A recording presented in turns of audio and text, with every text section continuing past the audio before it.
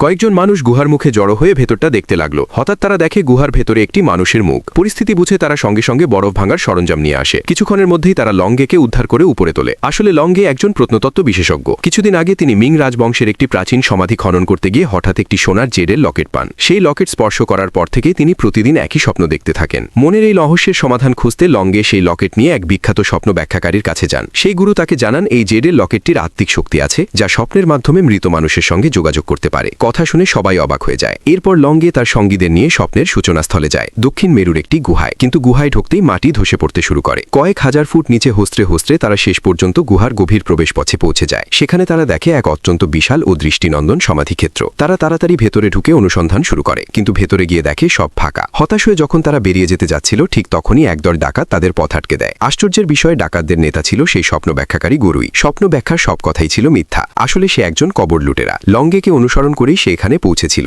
এরপর সে স্ক্যানার দিয়ে দেয়ালের পেছনে আরেকটি গোপন কক্ষের সন্ধান পায়। সঙ্গে সঙ্গে দেয়ালে বিস্ফোরণ ঘটিয়ে একটি প্রবেশপথ তৈরি করে। ধারণার মতোই ভেতরে দাঁড়িয়েছিল একটি বিশাল সোনার জীবন্ত বুদ্ধমূর্তি। এই দৃশ্য দেখে ডাকাত নেতা সঙ্গে সঙ্গে লংগে ও তার সঙ্গীদের বেঁধে ফেলে, যাতে তারা এই বিপুল সম্পদের ভাগ দাবি না করতে পারে। ভাগ্য ভালো যে লংগে নিজের শরীরে একটি ছুরি লুকিয়ে রেখেছিল। সে দড়ি কেটে মুক্ত হয়ে পাশের প্রহরীকে কাবু করে ফেলে। এটা দেখে সেই ভণ্ডগুরু ধনুক তুলে একটি তীর ছুঁড়ে লংগের হাতের তালুতে আঘাত করে। এরপর একটি নির্মম হুক দিয়ে তাকে কয়েক মিটার টেনে নেয়। লংগে এক লাফে পেছন দিকে ঘুরে গুরুকে লাথি মেরে উড়িয়ে দেয়। লংগে যখন এগিয়ে গিয়ে তাকে পরীক্ষা করতে যাচ্ছিল, ঠিক তখনই গুরু অস্বাভাবিক শক্তি দেখায়। লংগে যেন সোনার মূর্তিটি নিয়ে যেতে না পারে, সেজন্য সে পুরো জায়গাটিতে বিস্ফোরণ ঘটিয়ে দেয়। কিন্তু অপ্রত্যাশিতভাবে উড়ে আসা সোনার মূর্তিটি গুরুর ওপর আছড়ে পড়ে। লংগে তাকে উদ্ধার করতে গেলে অতিরিক্ত জোরে টান দেওয়ার কারণে সে নিজেই সাগরে পড়ে যায়। ভাগ্যক্রমে এক জেলের সাহায্যে সে বেঁচে যায় এবং মৃত্যুর মুখ থেকে ফিরে আসে।